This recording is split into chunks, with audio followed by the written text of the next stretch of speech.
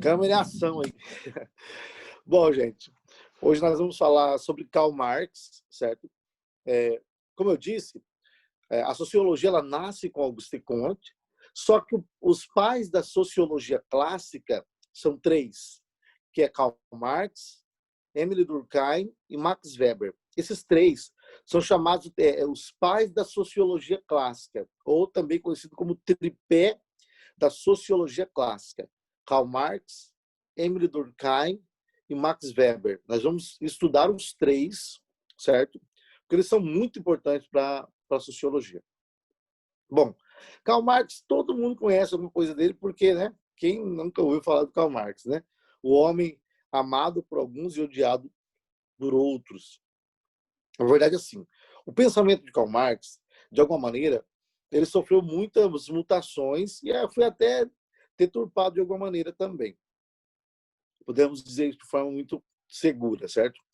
Qual era a ideia do Karl Marx? Muito simples. O Karl Marx ele parte da exploração que estava acontecendo com a Revolução Industrial, vendo toda aquela exploração, todo aquele cenário de sofrimento, pessoas trabalhando 18 horas por dia, e tudo o que estava acontecendo, Karl Marx, ele então começa a lutar pelos direitos dos trabalhadores, certo? Karl Marx ele dividia a sociedade ali naquela época como dois grupos, burguesia e proletariado.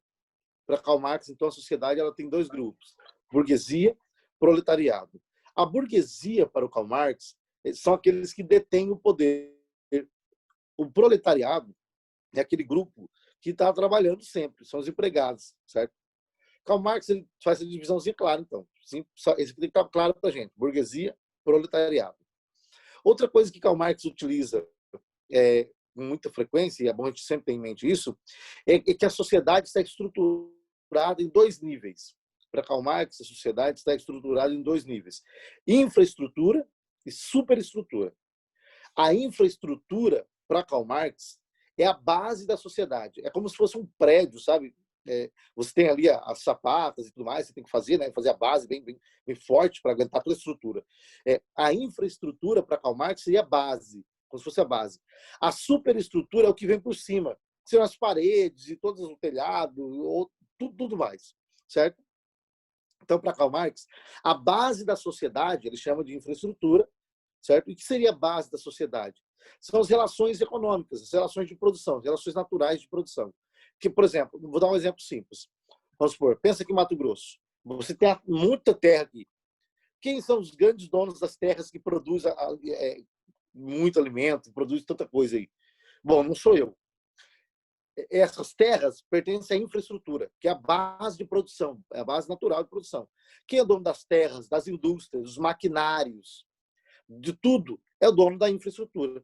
A infraestrutura, então, seria os meios naturais de produção, como a terra, por exemplo, né, os meios naturais de produção, a terra e tudo mais, certo?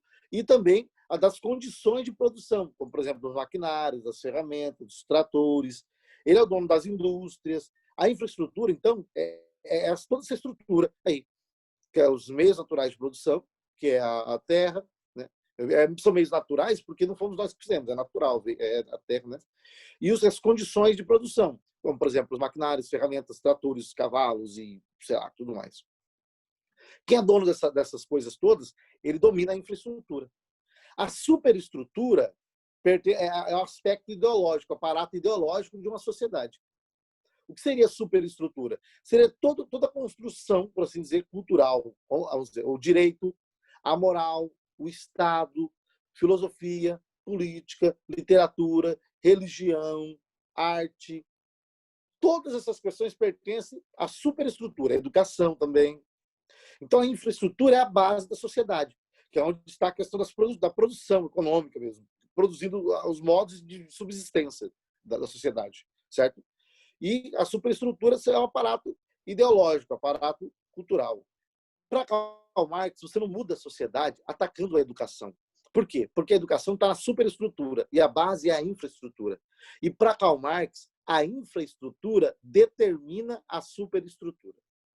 Ou seja, quem domina a infraestrutura, quem é dono das terras, dono das indústrias, que é a burguesia, eles determinam a educação que nós vamos ter, a cultura que nós vamos ter, o que o Estado vai dizer.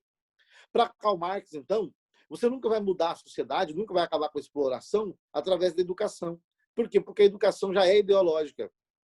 A educação já é resultado da vontade, dos valores da infraestrutura. Os valores da infraestrutura, dos grandes donos das terras e tudo mais, é o que determina. Então, a ideia de Karl Marx é essa. Simples assim. Tá? Para Karl Marx, a infraestrutura é onde está a luta de classes, que é a luta pela sobrevivência, pela subsistência. Certo?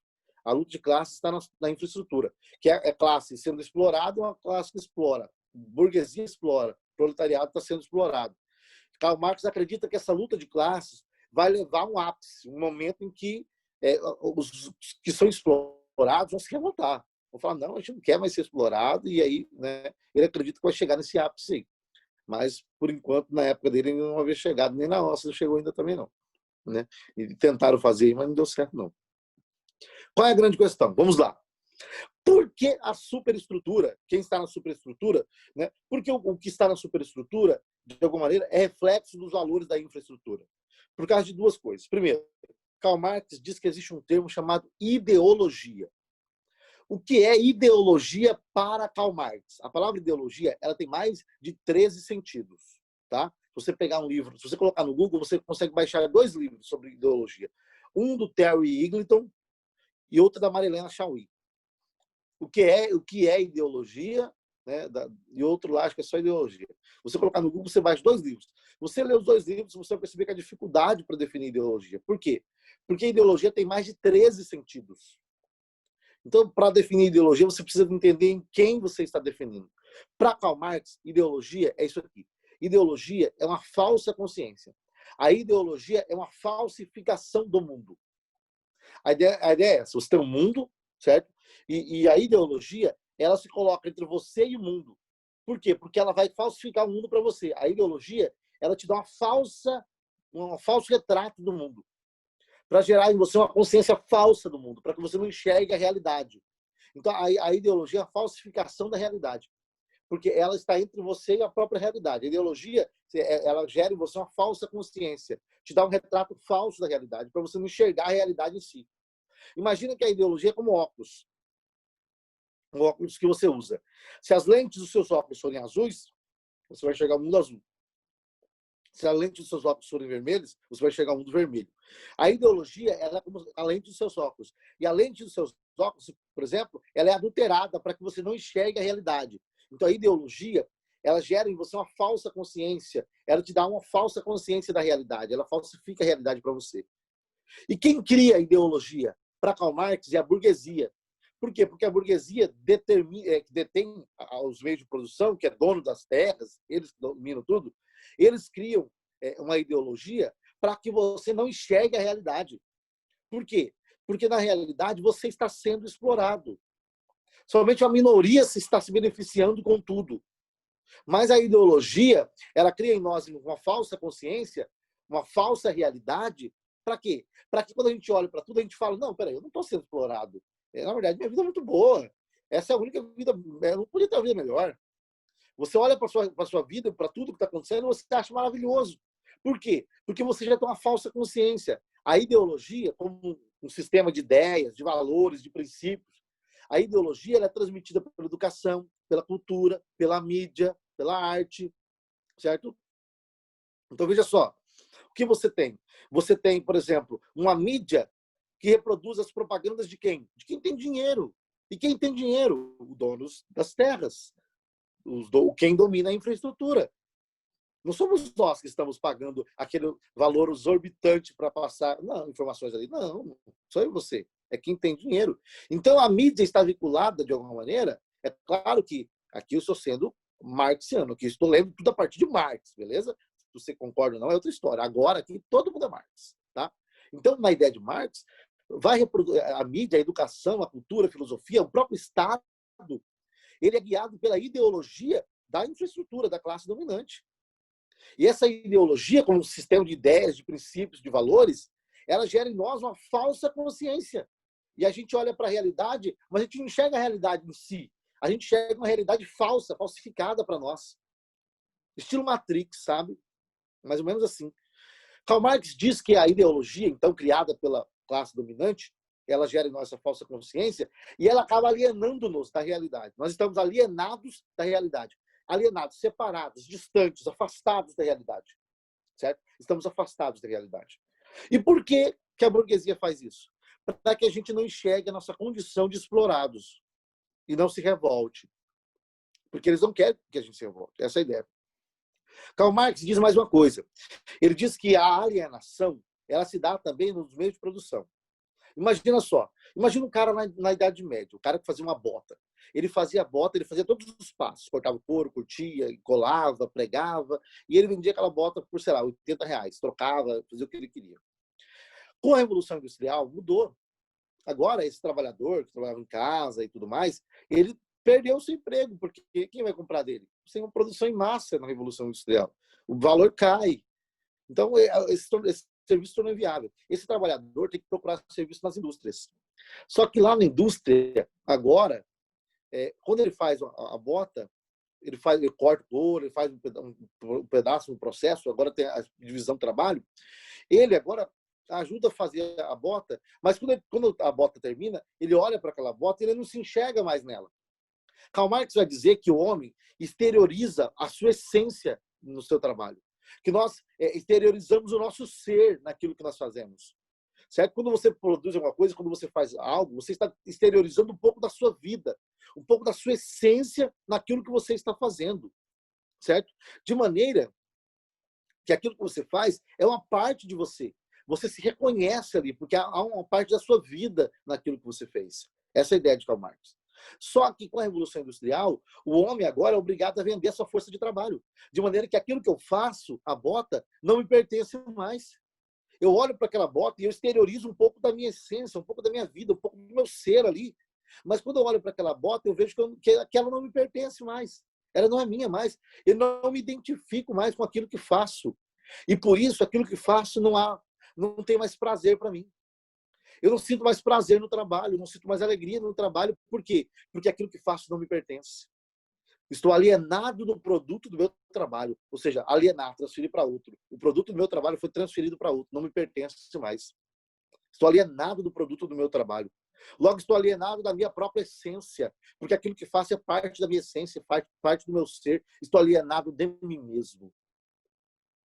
De mim mesmo. Karl Marx vai dizer, vamos supor que você faça 15 botas um dia. Você produza 15 botas. Você recebe por 2 botas. As outras 13 botas é para o dono da indústria, para os capitalistas. Karl Marx vai dizer o seguinte, que essas 13 botas é a mais-valia. O que seria a mais-valia? Você recebe por 2 só, e você produziu 15. As outras 13 que você não recebeu é a mais-valia, ou seja, seu trabalho valia mais.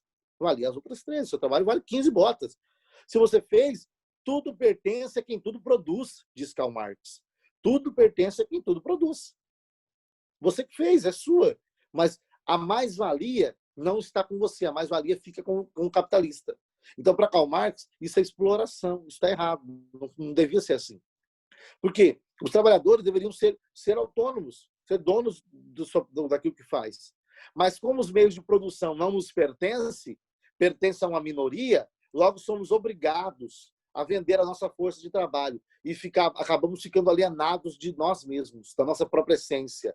E para que a gente continue vivendo assim, a burguesia cria uma ideologia que nos aliena da própria realidade, para a gente não enxergar a nossa condição de explorado e continuar vivendo nessa situação. Karl Marx acreditava que ia chegar um tempo em que o proletariado ia acabar se revoltando. Ele começa o seu livro, o Manifesto Comunista, dizendo o seguinte, ele começa dizendo, um espírito ronda a Europa, que é o espírito do comunismo. E ele termina o Manifesto Comunista dizendo, trabalhadores de todo mundo, univos, porque não temos nada a perder a não ser as nossas correntes ou as nossas cadeias. Qual era a ideia de Karl Marx? Karl Marx acreditava que o proletariado de todo mundo iria se unir e que quando o proletariado, todo mundo, se unisse, eles iriam tomar os meios de produção e instaurar uma ditadura do proletariado. Eles iam instaurar uma ditadura do proletariado. Olha só. Para Karl Marx, Nós estávamos, naquela época, era o capitalismo. O capitalismo que Karl Marx combate não é exatamente o nosso capitalismo, certo? O nosso capitalismo é um capitalismo mais corporativista. Tem sindicatos, tem cooperativas e tantas outras coisas mais. O capitalismo puro da época de Karl Marx não tem nada disso aí, tá? O capitalismo dele é um capitalismo selvagem mesmo. Nosso capitalismo é um capitalismo tardio, uma coisa melhor, né? Mais tranquila, né? Então, não é tão pesado como antes. Então, você tem o capitalismo.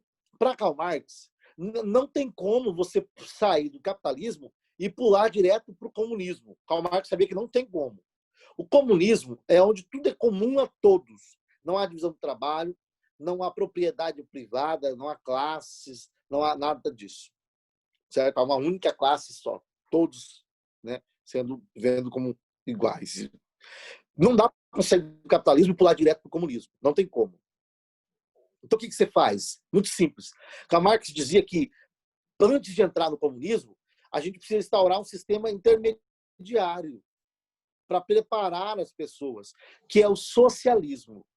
O socialismo, então, em alguns escritos de Karl Marx, socialismo e comunismo eram usados como se fossem sinônimos. Em alguns escritos de Karl Marx, eles eram usados como se fossem sinônimos.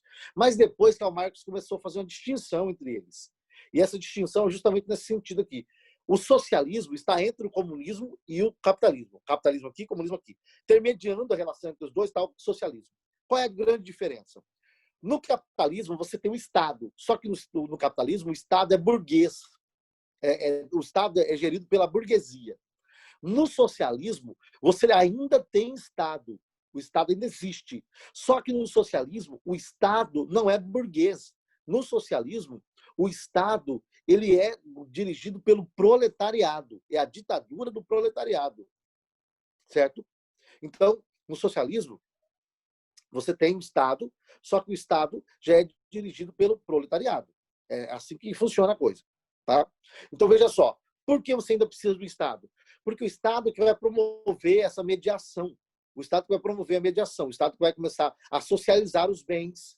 Ele vai começar, você tem 5 vaquinhas, eu não tenho nenhuma, ele vai começar a tirar umas 2 vaquinhas suas, dar uma para mim, dar uma para outro. Vai começar a socializar, certo? Os patrimônios, a propriedade privada. Por isso que é socialismo, começa a socializar, o Estado começa a gerir isso. Como Karl Marx sabia que não dá para todo mundo governar, porque ia virar uma anarquia, virar uma bagunça, e ele era contra o anarquismo, inclusive, ele então acreditava que deveria existir no mínimo um governante, um líder, um representante, para poder fazer isso aí, para facilitar a coisa. Então, essa é a grande distinção. No socialismo tem Estado, mas o Estado não é burguês mais. O Estado já é dirigido pelo proletariado, por um representante, por um grupo, tanto faz, certo? E Karl Marx acreditava que quando o Estado exercesse o seu papel de preparar as consciências, preparar as pessoas, para que elas entendessem que tudo pertence a todos, que nada de ninguém, mas que tudo pertence a todos, quando a população entendesse isso e começasse a viver de acordo com isso, Karl Marx acreditava, então, que o Estado ia perder o seu sentido de existir. Não ia ter mais necessidade do Estado. Então, o Estado iria minguar, até que o Estado deixaria de existir. O Estado não mais existiria. Então, o Estado deixaria sua existência. Seria essa a ideia de Karl Marx, certo? Então, no comunismo, aí você alcançaria o comunismo. Então, o Estado não existe mais, certo? Não há mais propriedade privada, não há mais divisão de classes, não há divisão do trabalho também. Karl Marx até falava, né, de alguém que de manhã seria um gari, à tarde um médico, à noite um professor, ou um crítico literário, tanto faz. Por quê? Porque você não teria mais esses estamentos sociais bem estabelecidos. Não teria mais, você não ia ter isso. Então, o comunismo, onde tudo é comum a todos. Por isso que vem a ideia de comunismo. Nesse sentido, o comunismo nunca existiu. Nesse sentido, não, tá? O comunismo nunca existiu, certo? Então, quando a gente fala, a União Soviética era comunista, a gente está usando o comunismo no sentido mais aberto, né? Nesse sentido que o Karl Marx dá aqui, o comunismo de fato nunca existiu. Agora, o Karl Marx ele usava o comunismo às vezes como sinônimo de socialismo também, como eu disse, tá? Mas depois ele começou a fazer distinções. Então, por exemplo, o que você vê na União Soviética, tanto o Lenin, por exemplo, o Trotsky e tudo mais, todos eles acabaram se tornando ditadores. Tá? Então, eles acabaram se tornando ditadores e acabaram matando muita gente. Eles mataram muita gente que discordava deles. Então, veja, não funcionou, não foi como Marx disse que aconteceria. Tá? As ideias de Karl Marx, elas acabam entrando em declínio a partir da Primeira e da Segunda Guerra Mundial. A Primeira Guerra Mundial, mais especificamente, 1914 a 1918. A Primeira Guerra Mundial pôs em questão todo o sistema intelectual de Karl Marx. Karl Marx ele queria propor um sistema ideológico prático. A ideia de Karl Marx é criar uma filosofia da prática. Ele queria criar um sistema que mudasse as coisas de fato, tá? Que mudasse as coisas de fato. Essa era a ideia de Karl Marx, ok? Mas a Primeira Guerra Mundial pôs em questão as ideias de Karl Marx. Por quê? Veja só. Karl Marx fez uma previsão. Ele disse que os trabalhadores de todo mundo iriam se unir para lutar contra a burguesia que explorava. O que aconteceu? A Primeira Guerra Mundial mostrou os trabalhadores se unindo, mas não para lutar contra a burguesia, mas para lutar, desculpa, os trabalhadores se uniram, cada um do seu grupo, não para lutar contra a burguesia, mas para lutar contra os trabalhadores de outra região. Então, os trabalhadores, o proletariado da Alemanha, estavam lutando contra o proletariado, por exemplo, da Inglaterra. Entendeu? Ou seja, da França. E aí você tinha o quê? Proletariado da Rússia lutando contra outro proletariado. Ou seja, não era o proletariado se unindo para lutar contra a burguesia. Era o proletariado de uma região lutando contra o proletariado da outra. Então, a previsão de Karl Marx não funcionou. E aí, as ideias de Karl Marx vão ser reformuladas. Nós vamos ver isso mais especificamente quando a gente estudar sobre a Escola de Frankfurt, que surgiu em 1927 na Alemanha. Aí a gente vai estudar sobre as ideias de Karl Marx sendo reformuladas, certo? Tá? Então, aguarda isso aí. Quando chegar lá, a gente vai resgatar essa ideia aqui. Tá? Karl Marx acreditava o seguinte. Qual era a grande questão de Karl Marx? Ele acreditava que só uma revolução poderia mudar as coisas. Então, essa geraçãozinha nossa que fica falando de revolução, revolução, revolução, pega a ideia de Karl Marx, né? De revolução. Tá? Só que Karl Marx não era um cara irresponsável, tanto assim, como essa geração que fica fazendo baderna, não. Karl Marx tinha um sistema bem montado. Por mais que a gente discorde, possa discordar de Karl Marx, não tem problema. Você pode discordar de Karl Marx. Mas Karl Marx tinha um sistema bem montado. Tá? O interessante é o seguinte. Na sua 11ª tese contra Feuerbach, Karl Marx ele diz o seguinte. Ele diz que até hoje os filósofos estavam preocupados com interpretar o mundo. Mas ele diz, não convém apenas interpretar, convém transformar. Então, olha só o que Karl Marx está dizendo. Que até hoje os filósofos estavam preocupados com interpretar o mundo. Aí Karl Marx diz, não convém interpretar, convém transformar. Só que José Guilherme Melchior, que é um filósofo brasileiro, já falecido, ele tem um livro excepcional sobre o marxismo ocidental. Nesse livro, José Guilherme Melchior, ele começa falando bem assim, ó. Marx diz que os filósofos estavam preocupados com interpretar o mundo, mas que não convém interpretar, mas transformar. José Guilherme Melchior diz. Ao dizer isso, Marx acaba caindo em um problema, porque por não se preocupar com interpretar o mundo, mas apenas com transformar, Marx acabou tendo uma interpretação e uma visão errada acerca do mundo e acabou querendo transformar o mundo para fazer dele um lugar pior do que já era. Então, olha só o que José Guilherme Melchior está dizendo. José Guilherme Melchior está dizendo que o grande erro de Karl Marx foi que ele desprezou a interpretação do mundo, da realidade, e simplesmente quis transformar. Mas José Guilherme Melchior diz que é impossível fazer isso. Porque se você não se preocupa com a interpretação correta, você acaba tendo a interpretação errada. E você acaba querendo transformar o mundo para fazer dele um lugar pior do que já é, porque a sua visão dele está errada. Então, veja só, eu achei interessantíssimo isso. José Guilherme Melchior faz uma crítica a Karl Marx nessa perspectiva, dizendo que Karl Marx errou por não dar atenção correta e devida à verdadeira interpretação do mundo. Por quê?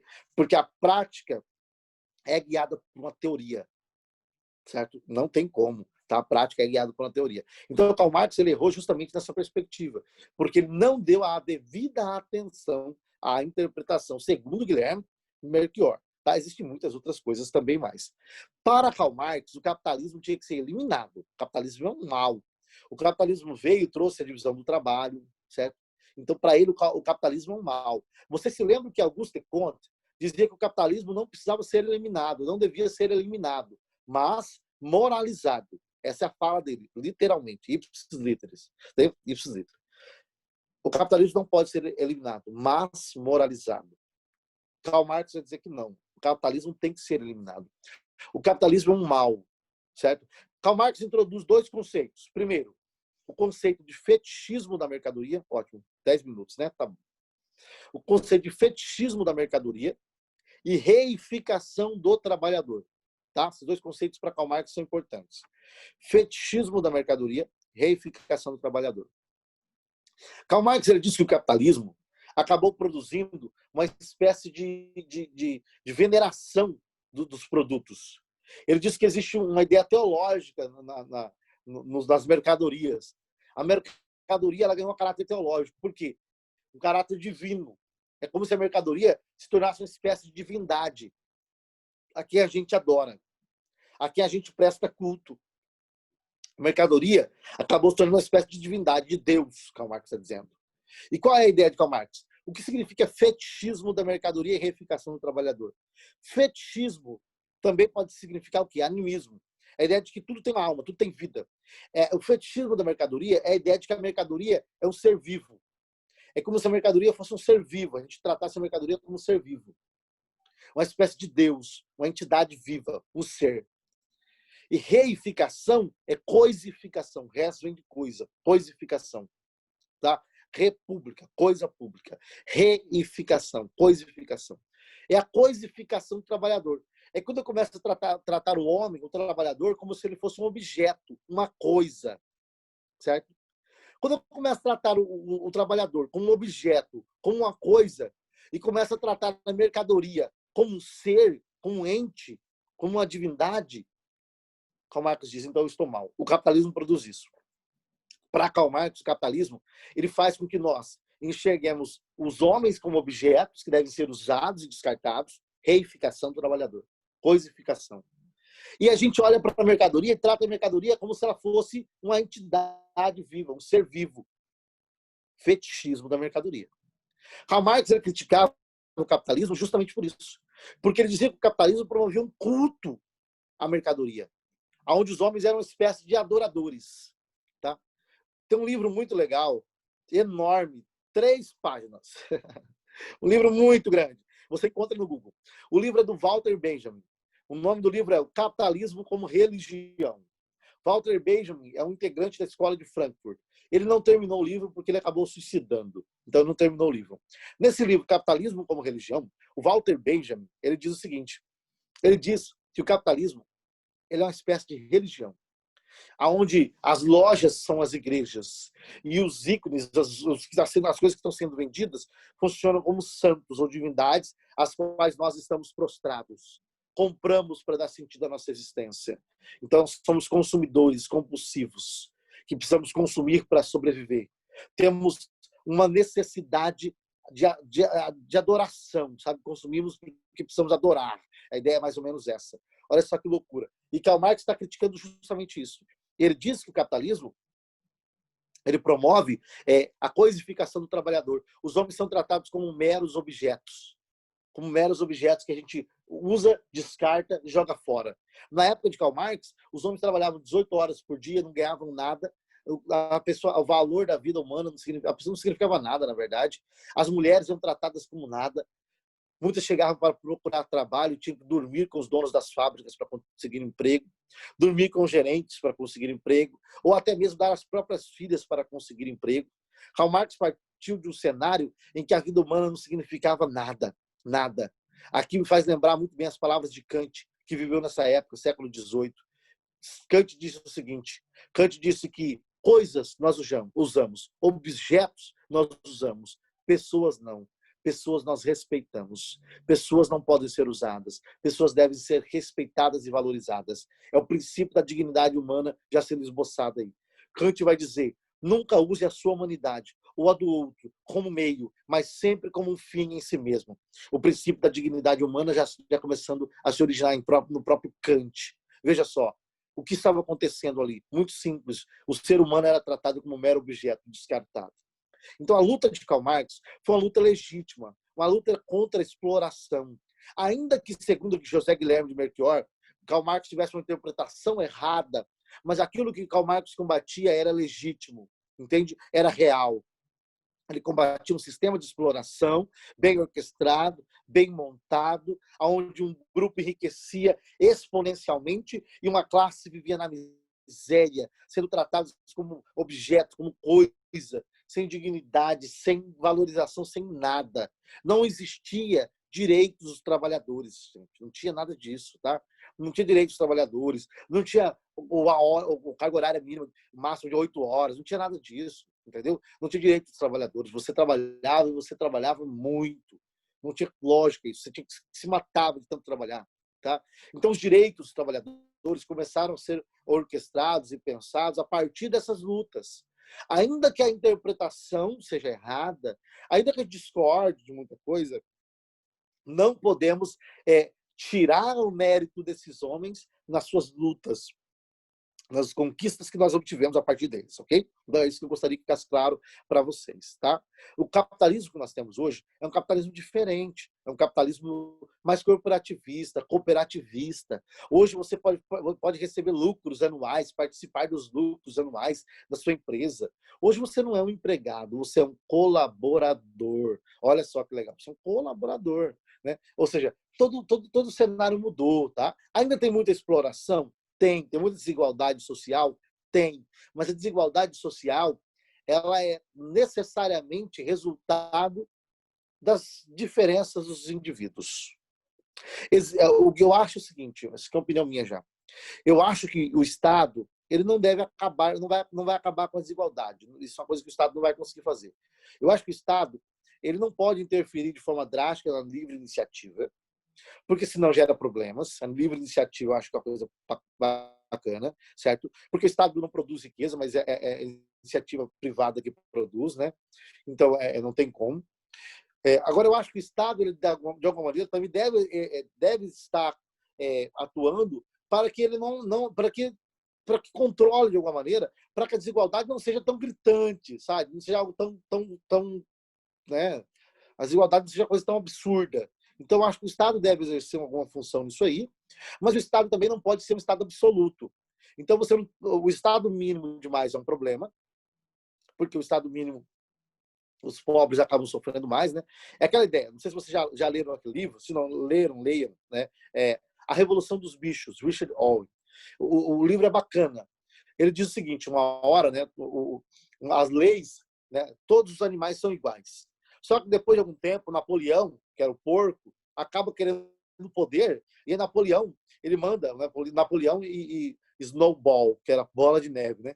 Ele manda escrever assim, né? Todos os animais são iguais, mas alguns são mais iguais que os outros.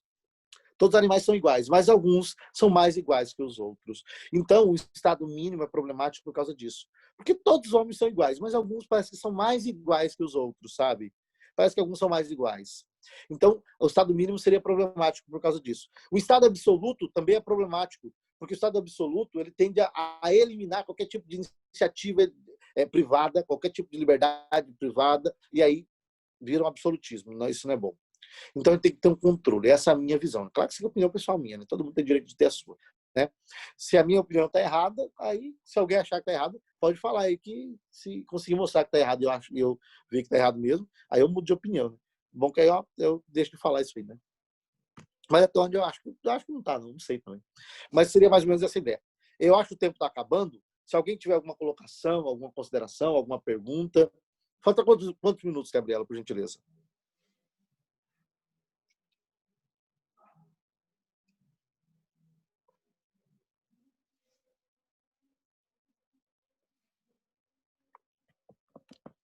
Alguém? Alguma questão? Tá ótimo para vocês. O tempo já deu aí? Falta quantos, Gabriela? Quantos minutos que falta para terminar? Tá faltando 1 minuto. Então é isso aí mesmo. Bom, gente, é isso aí, tá? Tenha uma ótima semana, uma semana abençoada. Eu passo o nome dos livros, sim. Eu vou mandar para vocês o nome dos livros, tá? Matheus, muito obrigado, tá? Obrigado, professor. Gabriela. Sim. Obrigado. Muito obrigado.